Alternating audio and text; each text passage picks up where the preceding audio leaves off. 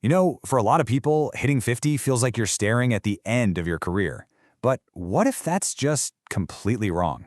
What if it's the exact opposite? Today, we're going to dig into this really powerful idea for making the years after 50 your absolute peak. We're talking maximum impact, income, and yeah, real fulfillment. So that really brings us to the big question, right? Is 50 a career cliff or is it a launch pad? How you answer that one question, well, it shapes everything that comes next. And let me tell you, today we are making the case that with the right mindset, with the right tools, it is absolutely 100% a launch pad. All right, so here's our game plan for today. We'll start with what we're calling the over 50 crossroads. Then we're going to flip the script on how you see your own experience. After that, we'll get into the nitty-gritty, the 3 pillars of thriving, how to build a system that actually lasts, and finally, how to design a real lasting legacy. So let's dive right in. The over 50 crossroads. This is that moment, that critical point, where you get to consciously decide what the next chapter is all about. It's really about looking past the challenges everyone talks about and finding the huge opportunities that are hiding right there in plain sight. Okay, so who is this really for? Well, if you're a seasoned professional and you're thinking, how do I maximize my income and my impact? This is for you.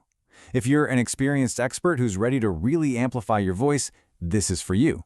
Or hey, if you're just looking for a way to find real fulfillment in your work without completely burning out, then yeah, you are absolutely in the right place. And this next part, this is probably the most important mindset shift of all. It's about turning your decades of experience into your greatest asset. I mean, we live in a world that is just obsessed with what's new, right? But this whole idea argues that your wisdom, everything you've learned, that's not a liability. It's your superpower. So look at this. This is the upgrade in action. The old, outdated mindset says, my best years are behind me, or experience can be a liability. I need to wind down. But the thriving mindset, it's totally different. It says, my peak years are now. Wisdom is my greatest advantage. And I don't need to wind down. I need a blueprint to build up. See that shift? It's everything. So what does that blueprint actually look like? Well, it's built on 3 core pillars. Think of these as the main foundations you're going to use to build your best, most impactful years yet. And they're super clear and actionable. First, positioning your value. Second, diversifying your income. And third, documenting your legacy. Let's break each one of these down. Okay, pillar number 1, positioning. And listen, this is way more than just updating your resume. This is about strategically framing all that wisdom you have to pull in those top-tier opportunities. It's making sure people don't just see you as experienced, but as the essential expert they need to solve their biggest, most expensive problems. Next up, pillar 2, diversifying. This is your ticket to real financial resilience. The whole idea is to stop relying on a single paycheck. Instead, you build multiple independent streams of income. Think consulting, advisory work, creating your own products, you name it. And this isn't just about getting rich. It's about creating the freedom to do the work you actually care about. And finally, pillar 3 is all about documenting. This is how you scale your wisdom. It's the process of getting all that incredible knowledge out of your head and turning it into real things, like books or courses or signature frameworks. These are the assets that amplify your voice and build a legacy that goes way beyond any one job. Okay, so having a great blueprint is awesome, but you know what? You've got to be able to keep the engine running for the long haul. And that is exactly where the sustainability system comes in. This is all about how you achieve that success without burning yourself out in the process. So, how do you do it? Well, it starts with setting firm boundaries. It means making recovery a non-negotiable part of your routine.